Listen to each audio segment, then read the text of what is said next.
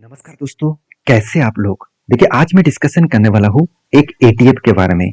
और मैं हमेशा यही कोशिश करता हूँ कि आपको सेफेस्ट जोन में अगर आपका इन्वेस्टमेंट जर्नी करना चाहे तो कौन सा वो सेफेस्ट प्लेस होगा। सेफेस्ट मतलब क्या है? जहाँ पे आप एक सिक्योर फील करें। ऐसे नहीं कि ऐसे कंपनी के ऊपर आप काम कर लिए जो कंपनी ही भाग गया, कंपनी ही बंद हो गया।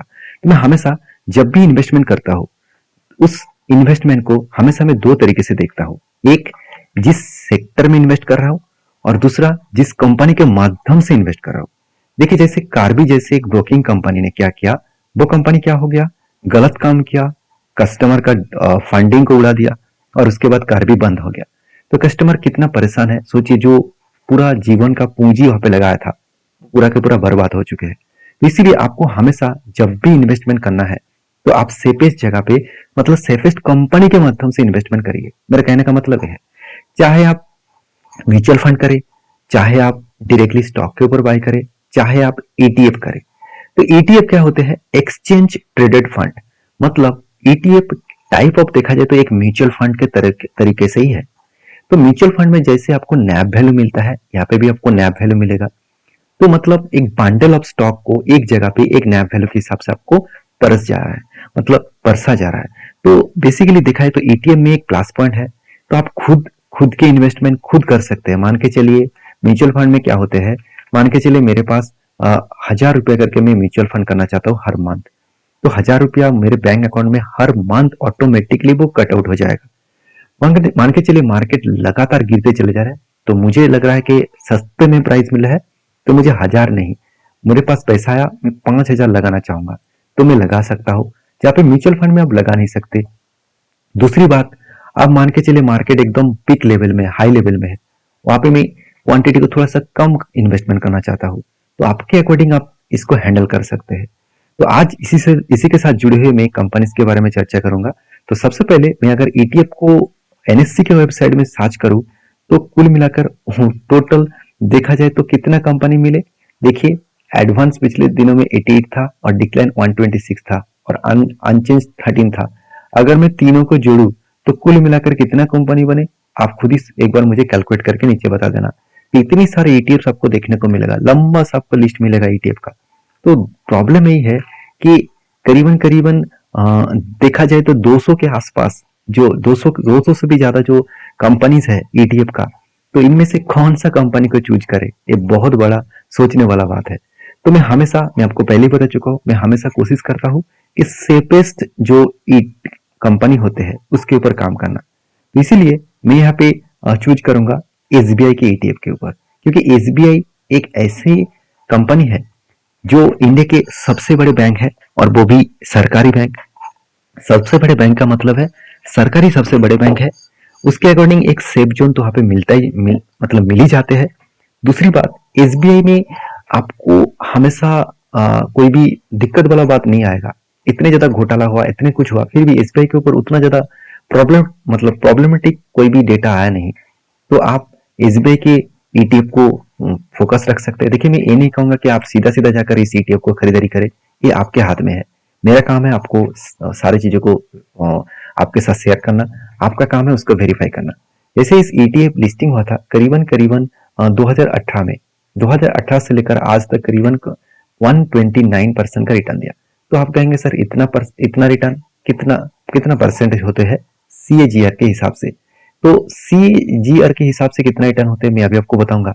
सबसे पहले देखिए, दिखा दूं, एसबीआई ईटीएफ जो क्वालिटी है, ये एक मोमेंटम ईटीएफ है। मोमेंटम का मतलब क्या है? जो स्टॉक करेंटली मूवमेंट करता है तो उसी के ऊपर निवेश किया जाता है। मान के चलिए अभी देखा है तो सारे कंपनीज गिरते चले जा रहे हैं, क्योंकि निफ्टी, सेंसेक्स और बैंक निफ्टी सारे के सारे गिरते चले जा रहे हैं। इनमें से कुछ ऐसा सेक्टर भी होगा जो स्टॉक ट्रेंडिंग में है। जैसे देखिए, मैं आपको बता दूं, आईटी सेक्टर ट्रेंडिंग में है, देखा जाए तो फार्मा सेक्टर ट्रेंडिंग में है। तो ये सेक्टर ट्रेंडिंग में है, मतलब इसी को ढूंढकर वो काम करेंगे, तो इसको कहा जाता है मोमेंटम स्टॉक। तो आपको कुछ ढूंढने का जरूरत नहीं है। ये एसबीआई जो ईटीएफ क्वालिटी मतलब ईटीएफ है, वो खुद आपको स्टॉक ढूंढ के देंगे। जैसे मैं अभी आपको वो दिखा रहा हूँ, देखिए इस ईटीएफ के अंदर कुल मिलाकर 30 कंपनीज है और इसका एक्सपेंस रेशियो 0.50 है। अभी एक्सपेंस रेशियो क्या है मैं अभी आपको बताऊंगा, आप ध्यान रखिएगा, याद रखिएगा 0.50। तो देखिए इस कंपनी का जो पोर्टफोलियो पी रेशियो है वो थोड़ा सा हाई हो चुके हैं और पीबी रेशियो 9.37 है, मतलब थोड़ा सा पी रेशियो हाई होने के कारण करेक्शन हो रहा है।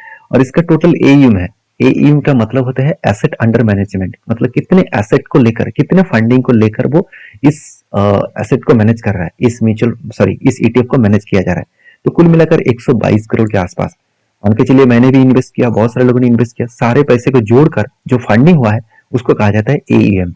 तो इस कंपनी स्टार्टिंग हुआ था 2018 में, मतलब इस फंड को लिस्टिंग किया गया था 2018 में।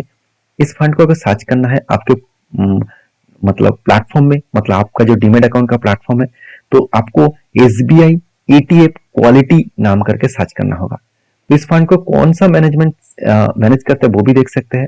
तो आप कहेंगे सर यहाँ पे अगर कोई भी मैनेजर, फंड मैनेजर अगर इस फंड को मैनेज कर रहा है तो उसका तो चार्जेस होगा। हाँ, यही तो बात है। अगर म्यूचुअल फंड के माध्यम से इस फंड को खरीदारी करते तो 1% चार्जेस वो मतलब फंड मैनेजर ही ले लेते, मगर यहाँ पे ऑटो सिस्टम है, आपको खुद बाय सेल करना है, तो इसीलिए आपका एक्सपेंस रेशियो जस्ट 0.50 है। तो कंपनी जो 30 कंपनीज है उनमें से देखिए एचसीएल टेक है, इन्फोसिस है, आईटीसी है और टाटा कंज्यूमर सर्विसेज है।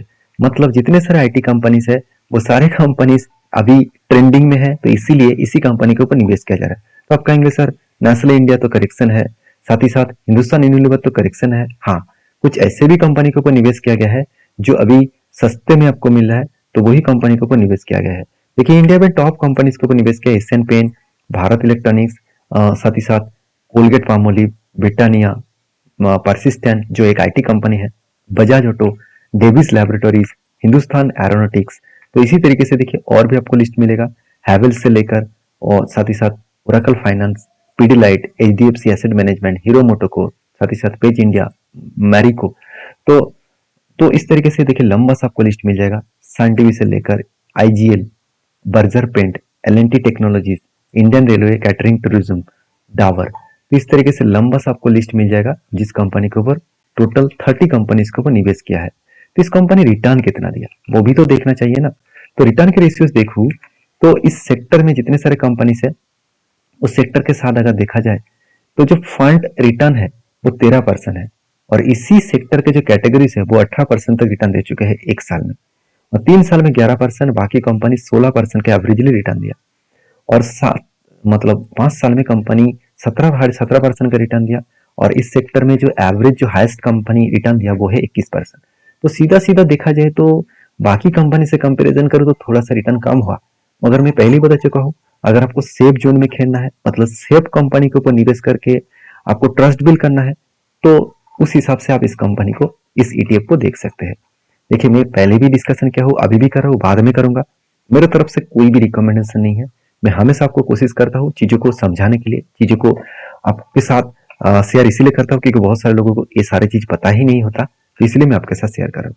देखिए अगर देखा जाए तो इसी सेक्टर में और कौन कौन कंपनी है, सिमिलर कंपनी है, आप देख सकते हैं Aditya Birla Sun Life Nifty 200 quality company, HDFC Nifty 100 quality company, जो कंपनी अच्छा खासा यहाँ पे जर्नी दिखा रहा है। अगर मैं एचडीएफसी के बारे में चर्चा करूँ तो उसका अगर डेटा देखा जाए तो वो कंपनी किस तरीके से रिटर्न आप देख सकते हैं, उसका भी हालत, क्योंकि हालत उतना अच्छा क्यों नहीं होगा, क्योंकि कंपनी लिस्टिंग ही उतना दिन हुआ नहीं। इस कंपनी लिस्टिंग कब हुआ, इस कंपनी का लिस्टिंग हुआ करीबन 2000, चलो एक बार मैं फुल टाइम चार्ट देख लेता हूँ। इस कंपनी लिस्टिंग हुआ 2022 में, तो ज्यादा टाइम तो हुआ नहीं, अराउंड 2 इयर्स हुआ है। तो जो एसबीआई के जो मतलब मैंने ईटीएफ को आपके साथ शेयर किया, उस ईटीएफ के हिसाब से अगर मैं पकड़ लेता हूँ इस कंपनी एवरेजली 14% की भी अगर रिटर्न दे, 14 to 15%, चलो मैं 14% ही पकड़ लेता हूँ, तो कितना पैसा बनेगा। अगर मैं इसी कैलकुलेटर के हिसाब से आपको देखूँ तो देखिए यहाँ पे मैं जो महंगाई रेट है उसको मैं कैलकुलेट नहीं करूंगा, आप सिर्फ यहाँ पे देख लेना। अगर आप सोच रहे कि 1000 रुपीज करके मैं इन्वेस्टमेंट करूंगा इस एसआईपी के ऊपर, सॉरी यहाँ पे नहीं होगा, तो यहाँ पे मैं 1000 रुपीज एसआईपी के हिसाब से देखता हूँ। तो अगर मैं इसको मंथली चूज करूं और मैं ड्यूरेशन रख देता हूँ अराउंड 20 इयर्स, मैं 20 साल तक इसको इन्वेस्ट करूंगा, 14% के इंटरेस्ट के हिसाब से मैं पकड़ लेता हूँ, और एक एक्सपेंस रेशियो में पहले बता चुका हूँ 0.50 था, मैंने तब आपको बताया कि एक्सपेंस रेशियो को याद रखना 0.50 है। अभी देखिए इसको मैं अगर कैलकुलेट नाउ के ऊपर क्लिक करूं तो सॉरी यहाँ पे अमाउंट देना भूल गया, 1000 एक बार देख देता हूँ। तो सीधा सीधा मैं एक बार करंटली 1000 करंट इन्वेस्टमेंट कितना हो गया। तो चलो मैं एक बार कैलकुलेट करके देख लेता हूँ। तो ओवरऑल